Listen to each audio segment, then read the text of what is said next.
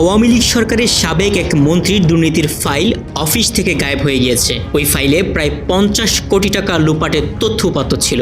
গায়েব হওয়া ফাইলে মন্ত্রণালয়ের বরাদ্দের কাগজপত্র সহ গুরুত্বপূর্ণ তালিকা নেই। ঘটনাটি ঘটেছে লালমনিরহাটের কালীগঞ্জ উপজেলা সমাজসেবা কার্যালয়ে।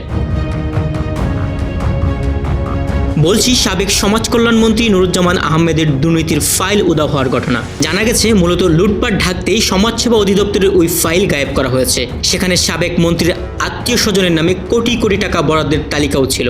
বাংলাদেশ জাতীয় সমাজ কল্যাণ পরিষদের বরাদ্দের 14 কোটি টাকার হিসাবও ছিল গায়েব হওয়া ফাইলে। এছাড়া আরও প্রায় 35 কোটি টাকার হিসাব মন্ত্রণালয়ের বরাদ্দের কাগজপত্র সহ গুরুত্বপূর্ণ তালিকা ছিল।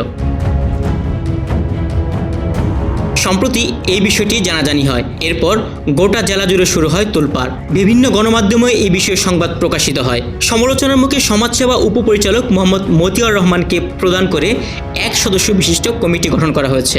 ফাইল গায়েবের ঘটনার সঙ্গে কালীগঞ্জ উপজেলার সমাজসেবা অফিসের অফিস সহকারী পারভিন বেগম জড়িত বলে অভিযোগ উঠেছে।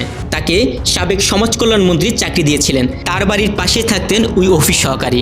সরকার পতনের পর দুর্নীতির চিত্র বেরিয়ে আসার আগেই মন্ত্রীর বাড়ির লোকজনের সহযোগিতায় গায়েব করে ফেলা হয় দুর্নীতির ফাইল। এই ঘটনায় যুক্ত থাকার অভিযোগে পারভিন বেগমকে সদর অফিসে বদলি করা হয়। জানা যায় ওই ফাইলে অর্থ বিতরণ, বরাদ্দ তালিকা, নোট, রেজুলেশন সহ গুরুত্বপূর্ণ নথি ছিল। সাবেক মন্ত্রী নুরুজ্জামান আহমেদ, তার মেয়ের জামাই জিল্লুর রহমান, এপিএস মিজানের দুর্নীতি, সরকারের অর্থ লুটের ঘটনায় একজন যুগ্ম সচিবকে প্রধান করে তদন্ত কমিটিও গঠন করেছে সরকার। পাশাপাশি দুর্নীতি দমন কমিশন দুদকও পৃথক তদন্তে নেমেছে। এই মুহূর্তে সরকারি ফাইল গায়েব হওয়ার বিষয়টি রহস্যজনক বলে দাবি অনেকের। অফিস থেকে ফাইল হারানোর 1 মাস পর সমাজসেবা অফিসের অফিস সহকারী পারভিন বেগম গত 5 সেপ্টেম্বর জিডি করেন। এই বিষয়ে তদন্ত চলছে বলে জানিয়েছেন কালীগঞ্জ থানার ওসি মোহাম্মদ ইমতিয়াজ কবির।